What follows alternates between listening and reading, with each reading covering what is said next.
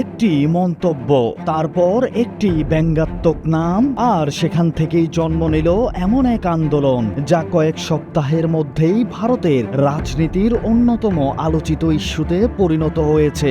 মে মাসে ভারতের প্রধান বিচারপতির বেকার তরুণদের নিয়ে করা বিতর্কিত আরশোলা মন্তব্যকে ঘিরে সামাজিক যোগাযোগ মাধ্যমে শুরু হয় ব্যঙ্গাত্মক প্রচারণা।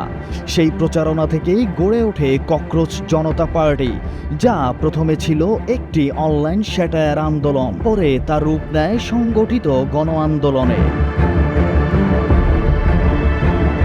শিক্ষা ব্যবস্থার অনিয়ম, বিশেষ করে নিট মেডিকেল ভর্তি পরীক্ষার প্রশ্ন ফাঁসের অভিযোগ, ধর্মেন্দ্র প্রধানের পদত্যাগের দাবিতে সোমবার চলো সংসদ কর্মসূচি ঘোষণা করে সিজেপি। দিল্লির কেন্দ্রে হাজার হাজার শিক্ষার্থী ও তরুণ তরুণী সমবেত হলে পুলিশের সঙ্গে সংঘর্ষের ঘটনা ঘটে।